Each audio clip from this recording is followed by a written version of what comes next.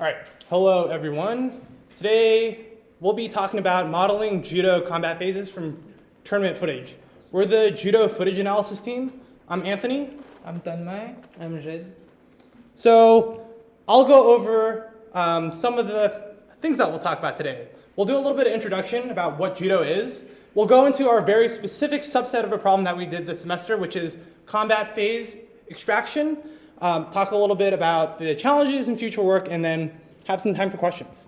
So judo is an Olympic sport. It was introduced into the Olympics in 1964, and it was developed by a man named Jigoro Kano in 1882. He was a very big jiu-jitsu nerd, and I kind of am too. So I've been doing judo since I was a kid. I helped start a judo club at my university, an undergrad, and I've been doing judo here. So this is a problem that I think is super interesting personally. So judo is becoming more popular as a spectator sport. The International Judo Federation, which is the federation that reports to the Olympic Committee, released Judo TV last year. So they have all these very important big tournaments that are used to qualify people for the Olympics, live streamed. It's the regional USA Judo Federation also live streams their national tournaments. And I was actually watching this tournament last year in November to watch one of my teammates compete.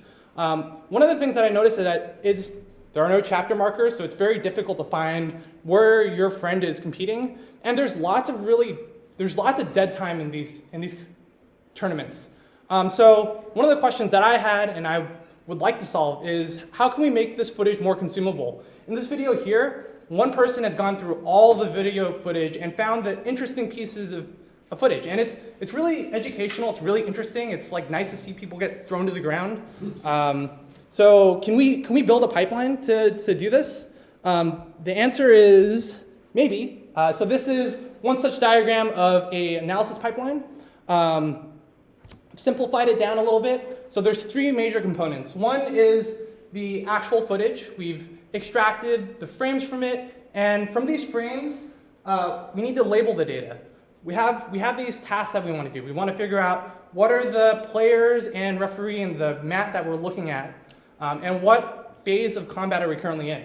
But to build those models, we need some sort of label for those, and those labels don't exist. So we use an annotation system called Label Studio in order to build those labels so that we can do supervised learning. And we actually go through this process of semi-supervised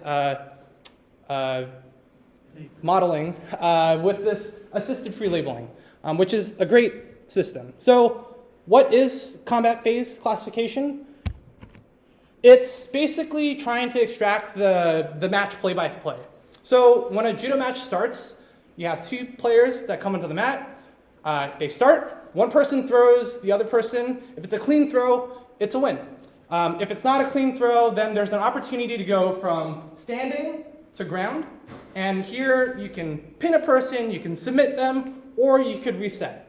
So there's this transition between different phases of a match, and we'd like to build a model that can capture those phases in a match, frame by frame.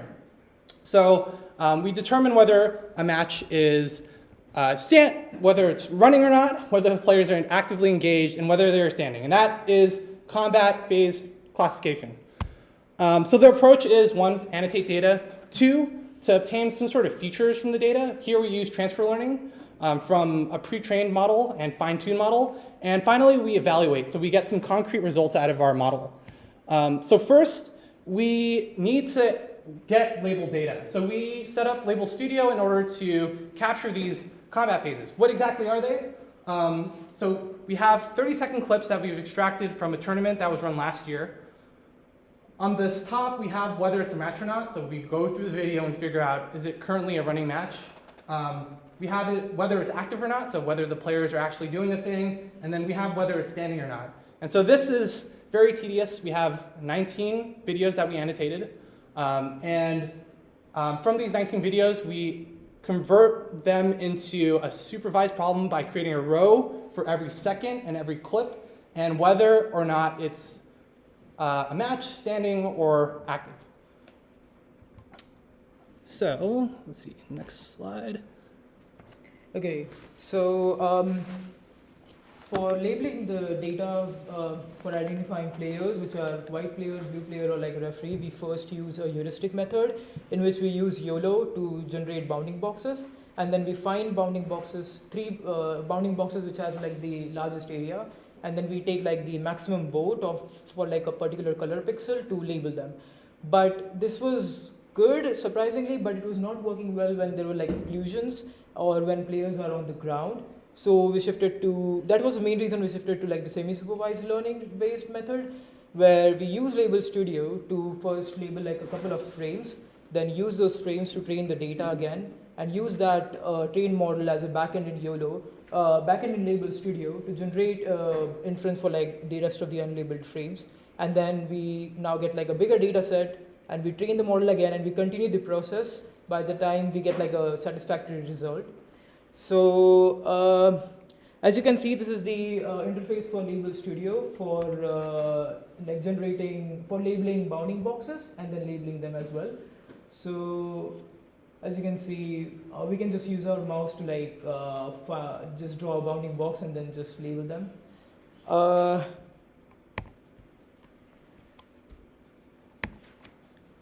So after we train our model, we compare it with like the heuristic based method. So if you can see in table 3, version 0 is our heuristic based method, and rest of the versions are this semi-supervised one.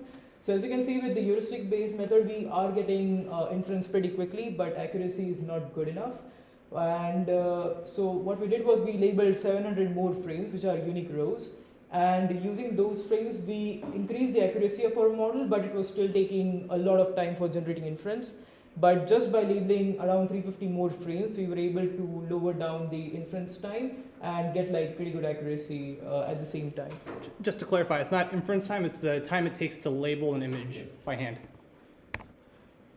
And so in this video, as you can see, when there are occlusions, which is about now, about now, the model is able to clearly identify the players and also label them whether they are like player blue or like player white, which was not happening in case of heuristic models, especially in a scene like this where the players are on the ground and they are like pretty close to each other, but we were able to fix that. Just click it again. Oh.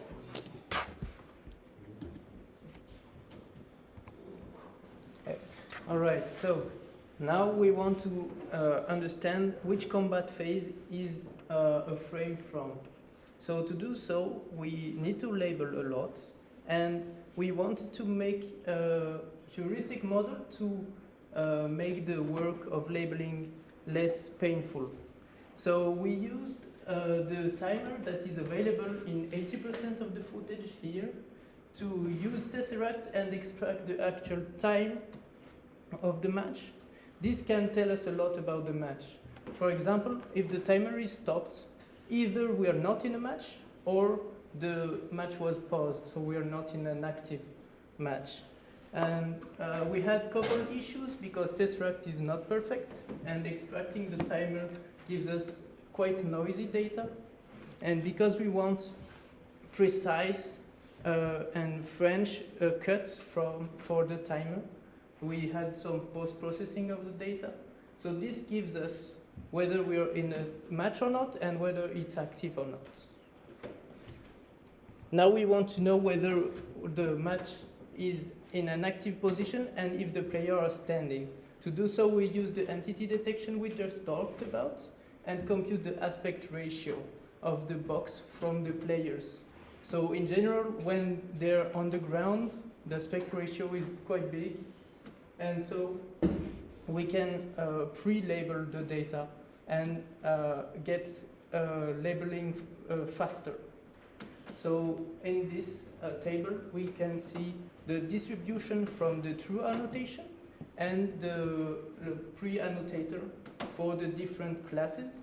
And we can see that it's quite okay using the first two classes. So this will be much faster. However, for standing and groundwork, it will not be good at all. And so this work will still be quite painful. So finally, we come to the last part of our model, which is to actually build it and evaluate it. So here we have this gigantic table, but the basics of this is that we choose a very simple model, logistic regression model, to actually do the classification. So we're basically line fitting on features that are extracted from our computer vision models. So we have the one that's been pre-trained, and then we have several versions that we fine-tune through this semi-supervised process. And we take the activation layer and we basically compute dimensionally reduced versions of that through the discrete cosine transform. We also compare that against the just full feature set. We make sure to stratify our train tests so that we're not leaking data from the test set into the training set. And overall, we come to a couple of positive conclusions. One is that we're doing better than random. That's excellent. The second is that we find that fine-tuning does help significantly. We notice that version 3, which has more training data than version 2, which has more training data than version 1, they all, each iteration of our model does better. And we typically do better than our pre-annotator in some of these cases. So this is great. We have quantitative results for this combat phase classification. But we're not really done at this point. And I think one of the challenges for this project is that the scope of this project is actually really large. If you remember that pipeline for the whole analysis of footage, it's gigantic. And so it was really challenging to figure out how to quantify it every single step. And here we've just quantified one small step. The other takeaway is that annotation is super time consuming. And this is probably the thing that we took away from this project, is how to use Label Studio, how to take advantage of some of the features that it provides through its APIs, and how to go through this process of labeling, labeling, and training. Some of the things that I think would be interesting for future work is to build a fully functional pipeline. Like, I would really like to see chapter markers for videos. I would like to see automated highlights. I would be interested in seeing tournament statistics. These are all interesting engineering problems that I would personally love to see from this kind of work. The second is, like, I would like to see some of this work cleaned up and maybe prepared for a conference or a workshop or a journal submission. There's a lot of work that needs to be done, but there are two places that I think would be interesting. One is Multimedia Sports, which is a workshop that's run for the last 6 years in ACM Multimedia. Are they going to run it this year? I have no idea, but the deadline for that would be mid-July. And the second is a journal that's run by the IJF, which is the Arts and Sciences of Judo. So if we could actually get interesting analysis results from a project like this, then I think this would be a cool place to share it with the community. So that's our presentation. If you have any questions, we'll be happy to take them.